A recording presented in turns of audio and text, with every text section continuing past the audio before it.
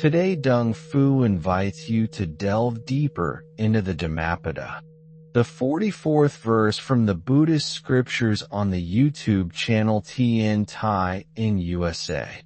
Who shall overcome this earth, the world of misery, and this sphere of humans and gods? Who shall bring to perfection the well-taught path of wisdom as an expert garland maker would his floral design? This question rises like a distant bell. It is not only a question for the ears.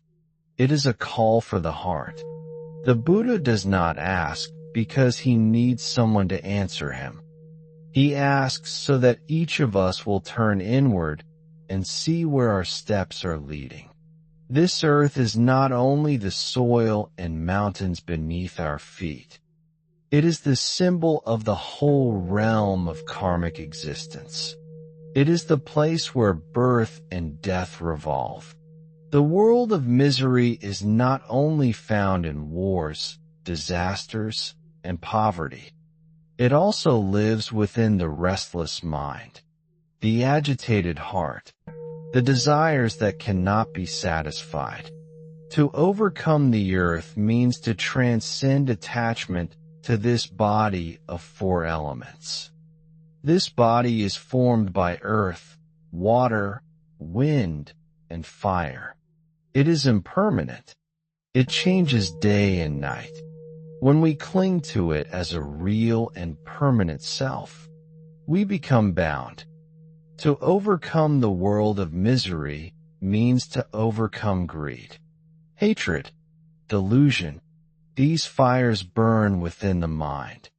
They are not created by the sky or the earth. They arise when our mind meets conditions and reacts without wisdom. The sphere of humans and gods may differ in form and comfort, yet both remain in the cycle of birth and death. Whether in the realm of desire, the realm of form, or the formless realm, all are impermanent.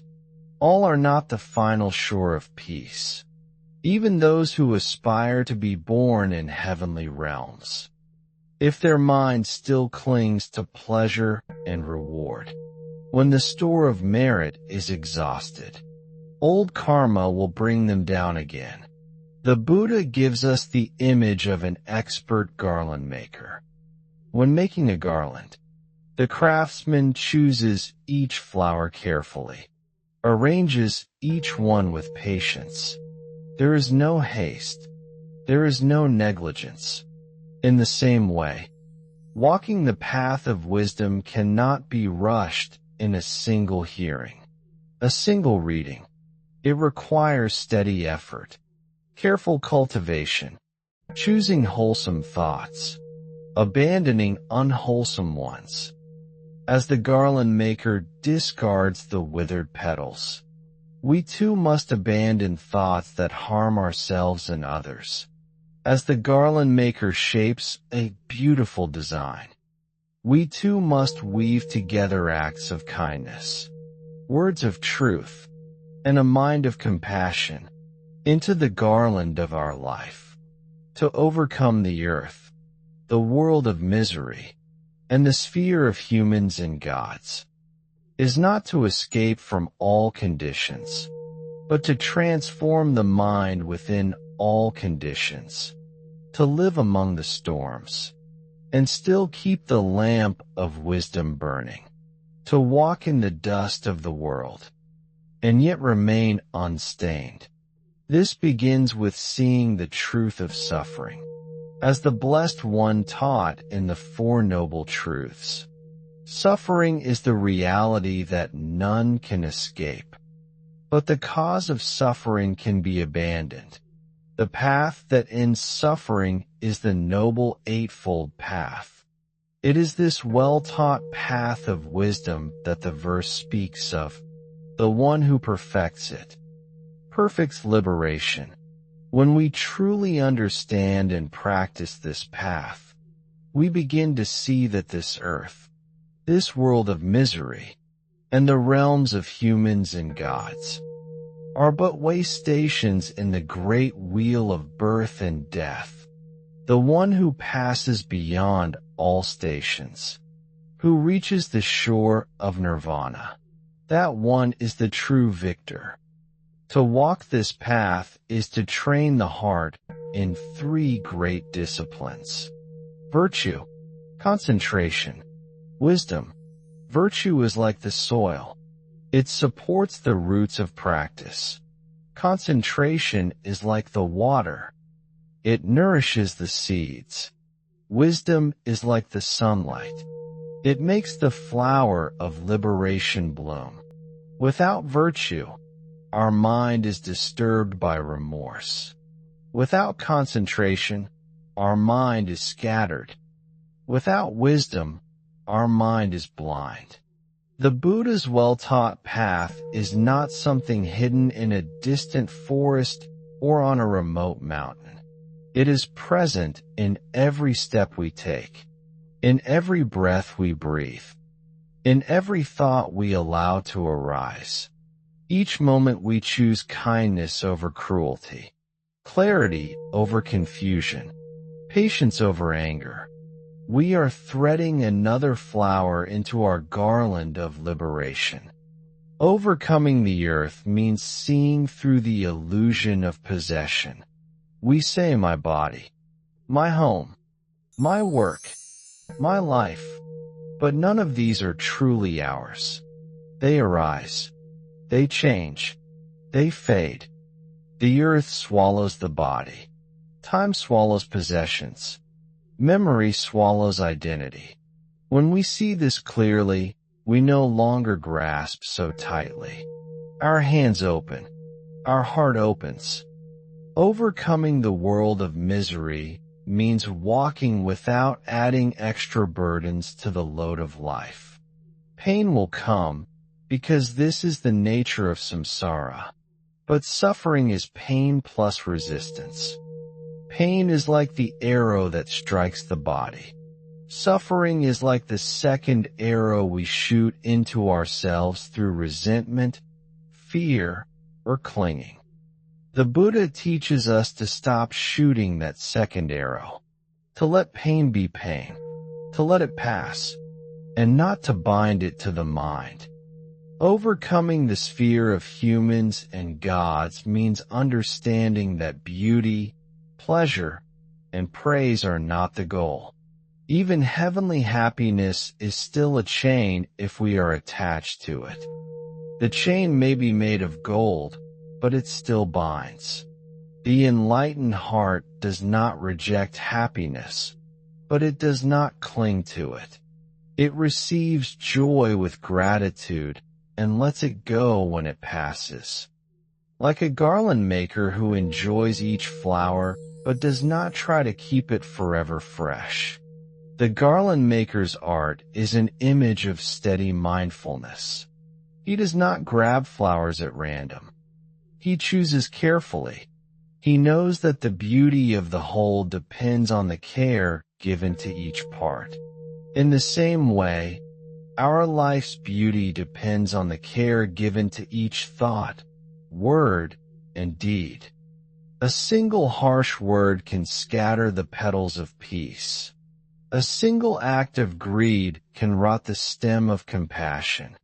Mindfulness is the thread that binds the flowers together. Without mindfulness, our virtues and aspirations fall apart like loose petals. With mindfulness, every act is placed in harmony. Every word is tied with care. Every thought is set where it belongs. But mindfulness alone is not enough. It must be guided by right understanding. Without wisdom, mindfulness can serve wrong views. A thief can be mindful of his theft. A hunter can be mindful of his prey. But the Buddha's path is mindfulness in the light of the Dharma, awareness that sees the impermanent, the unsatisfactory, and the non-self nature of all things. When we practice in this way, the path becomes a joy, not a burden. We no longer ask, "How long will it take me to be free?" We understand that every moment of mindfulness, every act of kindness, is already a step into freedom. The destination is not only at the end of the road, it is also in each step taken with wisdom and compassion. Even in difficulty, the practitioner finds treasure. The mud of hardship becomes the ground for the lotus of patience. The fire of anger becomes the heat that forges compassion. The darkness of ignorance becomes the space where the light of insight shines. In this way, nothing is wasted on the path. The verse asks, "Who shall overcome?" This is not a question of destiny, but of choice. It is not about who is chosen, but about who chooses. Each of us can choose to take the thread of mindfulness and begin stringing our own garland of liberation. The flowers may be few at first. They may be uneven. But as we continue, our hands become steadier. Our choices become wiser. Our heart becomes freer. The garland maker's work is quiet. There is no rush, no applause. In the same way, the deepest progress on the path is often unseen by others. It happens in the silence of the mind. In the moment we choose not to speak in anger. In the moment we forgive. In the moment we let go. These are the moments when we truly overcome. The garland maker knows that every flower has its own nature. Some are bright and fragrant. Some are plain and modest.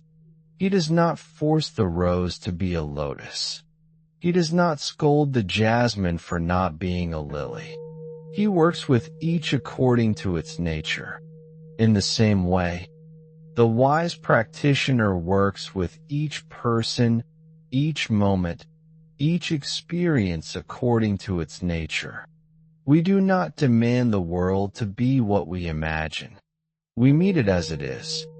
We do not reject the plain days, nor cling too tightly to the fragrant ones. This acceptance is not weakness. It is strength born of understanding. When we overcome the earth, we also overcome the heaviness of clinging. The body will still walk on the ground, but the heart will not be weighed down. The Buddha walked on this same earth, under the same sun. Yet his heart was free from dust. His steps were light, for he carried no burden of mine and yours.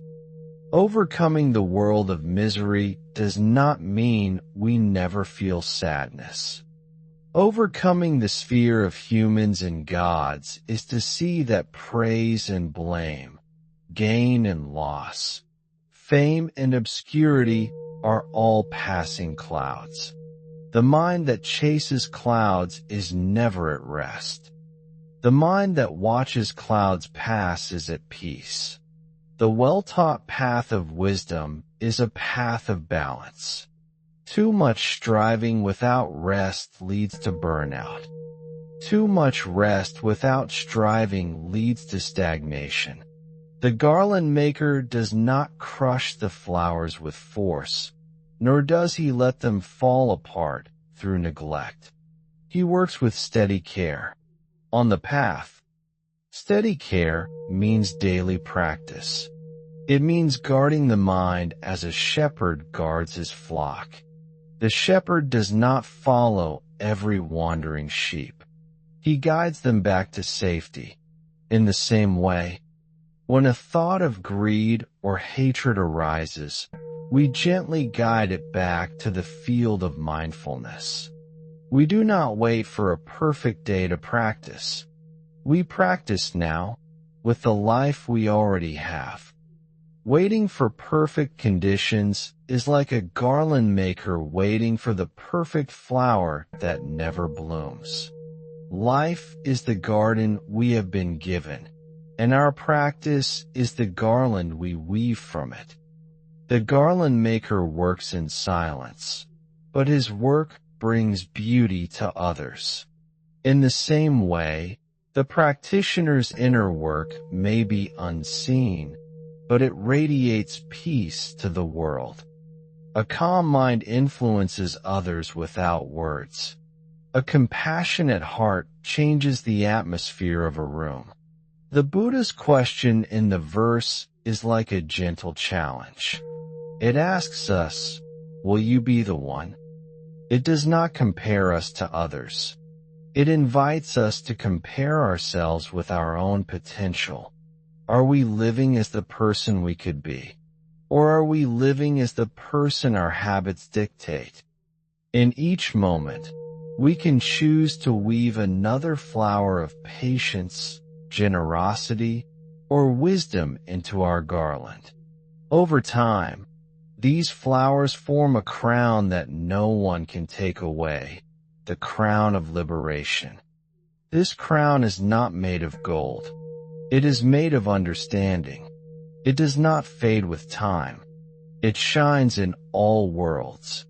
The garland maker finishes his work one flower at a time. The practitioner finishes the path one moment at a time. No one leaps from delusion to awakening in a single bound. We awaken moment by moment, choice by choice, step by step. Each moment of mindfulness is a victory. Each moment of compassion is a jewel in the crown. The earth, the world of misery, and the sphere of humans and gods. These are not walls around us. They are fields in which we practice. The earth is the ground of patience. The world of misery is the field where compassion grows. The sphere of humans and gods is the space where wisdom shines. When we see them in this way, we no longer feel trapped by them. We are nourished by them. To overcome is not to destroy. The Buddha does not teach us to fight the earth, to curse the world, or to reject the heavens. To overcome is to rise above while still embracing all with compassion. The lotus does not hate the mud. It grows from it, rises beyond it, and still blesses it with its shade and fragrance. The earth is vast and steady. It holds both the pure and the impure. It makes no judgment, and it bears all burdens. The practitioner who overcomes the earth learns from it. We remain steady amid both joy and sorrow. We carry the weight of life without complaint. We nourish others without demanding reward. The world of misery is like an endless sea. Waves of birth and death, gain and loss, joy and pain rise and fall without pause. To overcome it, we do not try to stop the waves. We learn to ride them with balance. We learn to float without fear. We understand that no wave lasts forever. The sphere of humans and gods is filled with dazzling sights.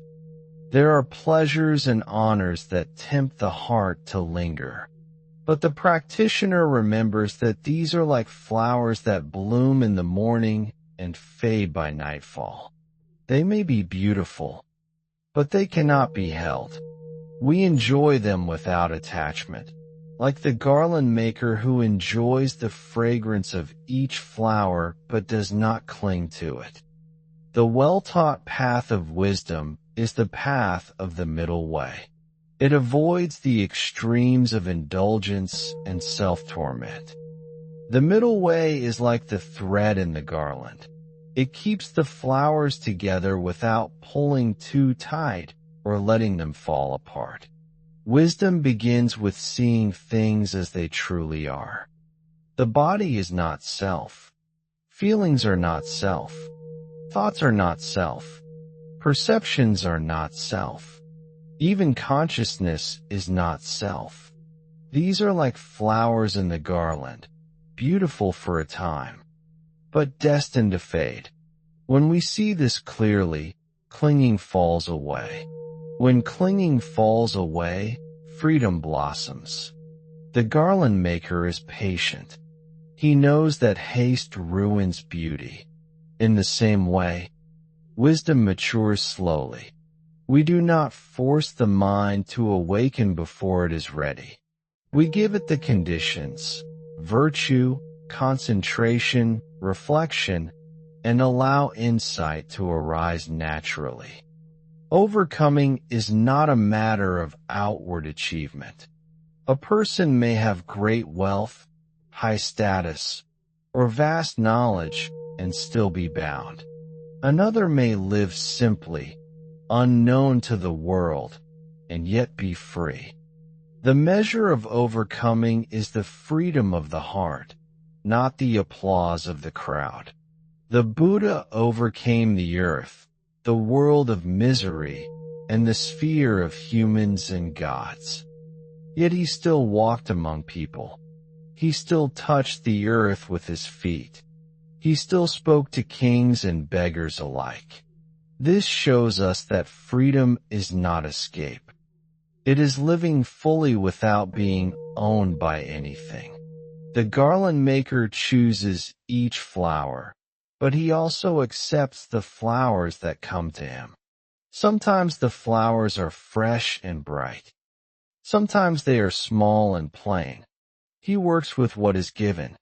In our own lives, we cannot always choose our conditions, but we can choose how to weave them into our practice.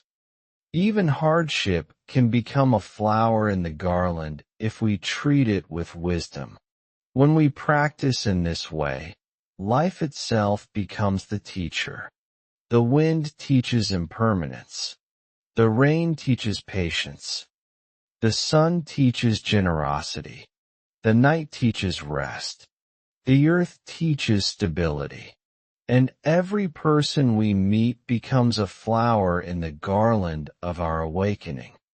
The one who overcomes is not the one who wins against others, but the one who wins over themselves. To master the earth is to master the weight of greed. To master the world of misery is to master the storms of hatred. To master the sphere of humans and gods is to master the veil of delusion. These three victories are greater than any throne, crown, or heavenly seat. The garland maker's art reminds us that the path is made of many small actions. One moment of mindfulness, one act of forgiveness, one step taken in kindness. Each is a flower. When strung together over the days and years, they become a garland that can be offered to the Buddha, the Dharma, and the Sangha. We are not asked to be perfect from the start. The garland maker does not need all perfect flowers to make something beautiful. A garland can have flowers of many shapes and colors. In the same way, our practice will include both moments of clarity and moments of confusion. Both can be woven into the garland if we meet them with sincerity and keep going. Overcoming the earth means no longer fearing change.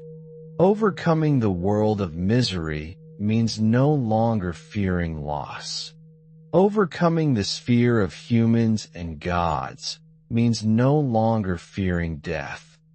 These three freedoms open the gate to the deathless, the peace beyond all worlds.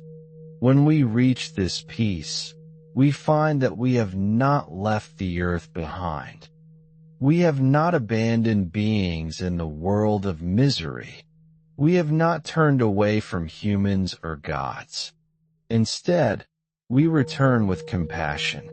We return to help others weave their own garlands of liberation. The Buddha's question is not meant to be answered with words. It is meant to be answered with our life. Every choice, every breath, every step can be our reply. If we live with mindfulness, compassion, and wisdom, we are saying, I am walking the path. I am overcoming. The garland maker finishes his work not with a grand gesture, but with the final knot that holds all together. In the same way, our path is sealed by dedication. We dedicate our merit to all beings. We do not keep it for ourselves. For the one who truly overcomes has no self to keep it. When we walk this way, our life itself becomes a teaching. Without speeches, without books, our presence carries the fragrance of the Dharma. Like a garland scent carried by the wind, it reaches hearts we may never meet.